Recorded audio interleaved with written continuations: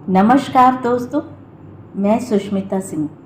रोचक कहानियों की श्रृंखला में आज सुनेंगे लोकप्रिय कथाकार दीपक गिरकर जी की कहानी अनन्या। तो आइए सुनते हैं कहानी। सभागार में रोशनी धीरे धीरे मंद हो रही थी। मंच पर पीतवर्णी आभा फैल रही थी। मृदंगम की पहली थाप के साथ एक युवती मंच पर आई। पैरों में घुंघरू, आंखों में वही चमक, वही संयम। मेरी दृष्टि उस पर टिक गई।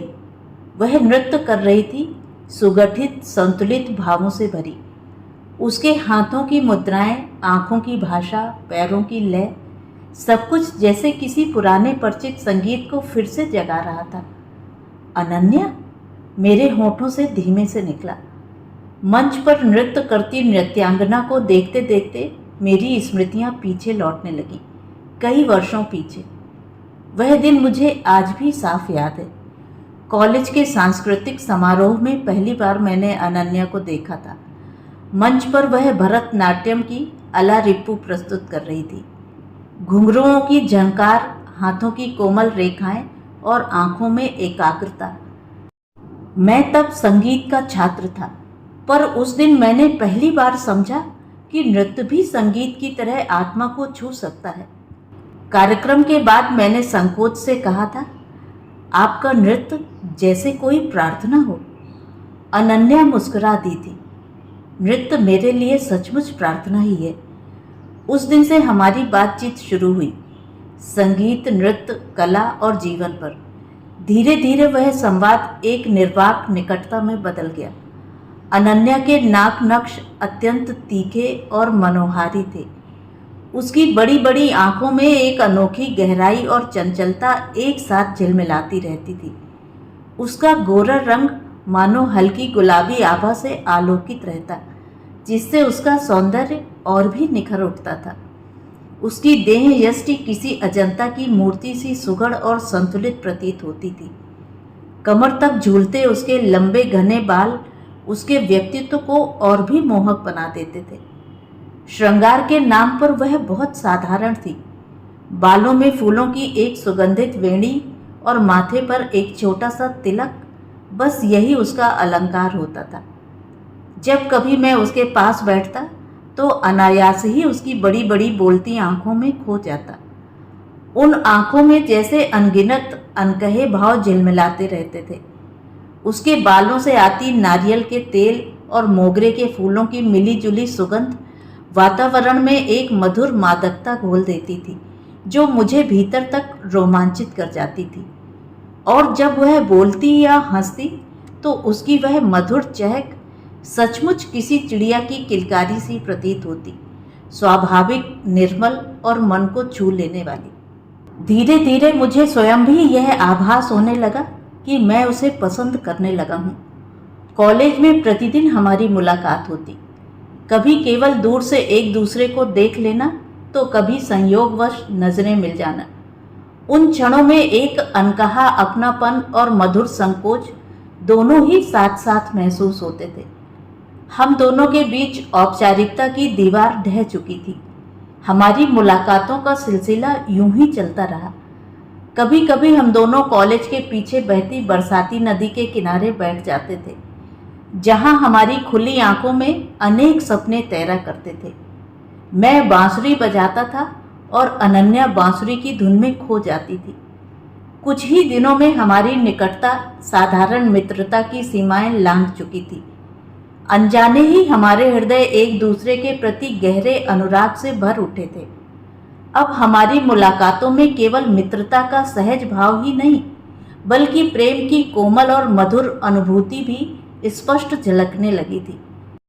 हम दोनों के बीच एक निश्चल और निष्कपट प्रेम था, जिसमें किसी अपेक्षा या आग्रह का स्थान नहीं था। केवल स्नेह की एक शांत गहरी धारा थी। अनन्या एक समृद्ध और प्रतिष्ठित परिवार की पुत्री थी, जबकि मेरे पिताजी एक छोटे से मंदिर में पुजारी थे। हमारी आर्थिक स्थिति अत्यंत साधारण और संघर्षपूर्ण थी। इस प्रकार हमारे जीवन के परिवेश में स्पष्ट असमानता थी। एक ओर संपन्नता और सुविधा का संसार और दूसरी ओर सादगी तथा अभावों से भरा जीवन। मैं उसके घर पर जाता था, वह भी मेरे घर पर आती थी। मैंने कभी अपनी मर्यादाओं का उल्लंघन नहीं किया। बीएससी और एमएससी हमने साथ साथ की थी। एमएससी में मैंने मैथ्स लिया तो अनन्या ने भी मैथ्स ले लिया था। मुझे तो जल्दी से नौकरी पकड़नी थी। बीएससी करने के बाद ही मैं प्रतियोगी परीक्षाएं देने लगा था। एमएससी फाइनल करने के पूर्व ही मेरी एक सरकारी बैंक में प्रोबेशनरी ऑफिसर के पद पर नौकरी लग गई थी। 2 साल का प्रोबेशन पीरियड था। अनन्या के पिताजी व्यवहारिक थे। वे कहते थे, जीवन केवल कला नहीं होता। कुछ वर्षों बाद परिस्थितियां बदलीं। अनन्या का विवाह आरव से तय हो गया। आरव एक राजघराने परिवार का इकलौता बेटा था। आरव एक संवेदनशील, समझदार युवक जो स्वयं कला का प्रेमी था। जब अनन्या ने यह बात मुझे बताई तो उसके स्वर में हल्का कंपन था। जीवन का अपना ताल होता है आदित्य, हर नृत्य मंच पर नहीं होता। मैंने कुछ क्षण मौन रहकर कहा, तुम जहां भी रहो तुम्हारा नृत्य जीवित रहना चाहिए। अनन्या से मिलने के बाद जो खुमारी मुझ पर तारी रही थी उसका अंत हो गया था। अनन्या शादी के बाद अपने पति के साथ लॉस एंजल्स चली गई थी। लॉस एंजल्स में आरव का बहुत बड़ा व्यवसाय था। विवाह के बाद अनन्या का संसार बदल गया, पर नृत्य नहीं छूटा। आरव ने उसके लिए घर में एक छोटा सा अभ्यास कक्ष बनवाया। वहीं घुंघरुओं की आवाज के बीच कुछ वर्षों बाद नंदिनी का जन्म हुआ। बचपन से ही वह अपनी माँ को नृत्य करते देखती रही और जैसे जैसे बड़ी हुई वही लय उसके भीतर भी उतरती गई। अनन्या और मेरे बीच फोन पर अक्सर बातें होती रहती थी और हर बातचीत के बाद मन में एक मधुर सी अनुभूति देर तक बनी रहती थी। एक दिन फोन पर बातचीत के दौरान अनन्या ने प्रसन्न स्वर में मुझसे कहा था, आदित्य, नंदिनी भी अब अच्छा नृत्य करने लगी है। उसे नृत्य से उतना ही लगाव है जितना कभी मुझे था। समय का चक्र चलता रहा। 2 साल के प्रोबेशन पीरियड के पश्चात बैंक में मेरी नियुक्ति किसी दूसरे शहर में हुई। मैंने अपने माता पिता की सहमति से शादी के प्रस्ताव को स्वीकार किया और मेरी शादी माधवी से संपन्न हुई। जीवन मानो एक नए मोड़ पर आ खड़ा हुआ था। नया शहर, नए लोग, नई चुनौतियां, नई समस्याएं, नए रिश्ते और नए मित्र। इन सब के बीच हमारी दुनिया में एक नए मेहमान का आगमन भी हुआ, जिसने हमारी जिंदगी में और भी रंग भर दिए। सब कुछ मानो बिल्कुल नया नया था। समय की गति के साथ अतीत की स्मृतियां धीरे धीरे धुंधली पड़ने लगी थी, लेकिन उनके भीतर के भाव आज भी कभी कभी हृदय को छू जाते थे। फिर अनन्या से फोन पर बातचीत भी बंद हो गई थी। उन दिनों अनन्या का परिवार लॉस एंजल्स में ही रहता था। एक दिन दोपहर के समय मैं अपने केबिन में कुछ आवश्यक कागजों का निरीक्षण कर रहा था। अचानक दरवाजे पर आहट हुई। मैंने सिर उठाकर देखा और क्षण भर के लिए स्तब्ध रह गया। मेरे सामने अनन्या खड़ी थी। वही शांत मुस्कान, वही बड़ी बड़ी आंखें और वही सौम्य आभा। हल्के रंग की साड़ी में वह पहले की तरह ही गरिमामयी लग रही थी। कुछ क्षणों तक मैं उसे अविश्वास से देखता रहा। धीमे स्वर में मेरे मुंह से निकला, अनन्या, तुम? वह हल्का सा मुस्कुराई। मैंने भावुक होकर कहा, अनन्या, तुमने बहुत देर कर दी आने में, मुझसे मिलने में। उसने बिना किसी शिकायत या विषाद के मेरी ओर देखा और अपनी हथेली आगे बढ़ा दी। उसकी उंगलियों में वही अंगूठी थी जो कॉलेज के दिनों में मैंने उसे चुपचाप पहनाई थी और जिसे उसने जीवन भर अपने पास संभाल कर रखा था। उसने अंगूठी उतारकर मेरी हथेली पर रख दी और शांत स्वर में बोली, यह जो अंगूठी तुमने कभी मेरी उंगली में पहनाई थी, उसे लौटाने आई हूँ। अब यह अंगूठी तुम माधवी की उंगली में पहना देना। इतने वर्षों तक इस अंगूठी के माध्यम से तुम्हारे जीवन की हर आपदा, हर इड़ा पीड़ा को मैंने अपने हिस्से में लेकर सहा है। अब समय आ गया है कि यह दायित्व माधवी निभाए। वही इस अंगूठी के माध्यम से तुम्हारे जीवन की सारी ईड़ा पीड़ा को अपने स्नेह और समर्पण से तुमसे दूर रखेगी। मुझे बहुत ज़ोरों की प्यास लगी है, प्लीज़ मुझे पानी पिलवा दीजिए। मैंने अपनी भरी हुई पानी की बोतल अनन्या को दी। अनन्या गट गट करके पानी की पूरी बोतल पी गई। पानी पीने के बाद बोली, मेरी एक इच्छा है, आशा है तुम मना नहीं करोगे। मेरी बेटी नंदिनी भी इसी शहर में आ गई है। अपने बेटे की शादी मेरी बेटी नंदिनी से करवा देना। मैं कुछ कह पाता उससे पहले ही वह बोली, मुझे जल्दी है, अब चलती हूँ। और फिर वह मुड़कर बाहर चली गई। मैं कुछ देर तक स्तब्ध बैठा रहा। फिर मैंने उस अंगूठी को अपने जेब में रख लिया। मन में अनेक प्रश्न उठ रहे थे, किंतु मैं स्वयं भी समझ नहीं पा रहा था कि यह सब क्या था। इस घटना के एक सप्ताह बाद बैंक में एक युवती पैसे निकालने आई। जैसे ही मेरी नज़र उस पर पड़ी, मैं क्षण भर के लिए ठिठक गया। उसके चेहरे की बनावट, आंखों की चमक और मुस्कान में मुझे अनन्या की स्पष्ट झलक दिखाई दे रही थी, मानो अतीत अचानक मेरे सामने आ खड़ा हुआ हो। मैंने उसे अपने केबिन में बुलाकर बैठाया और सहज जिज्ञासा से पूछा, क्या तुम अनन्या की बेटी हो? उसने हल्की मुस्कान के साथ उत्तर दिया, जी मैं नंदिनी हूँ, मैं अनन्या की बेटी हूँ।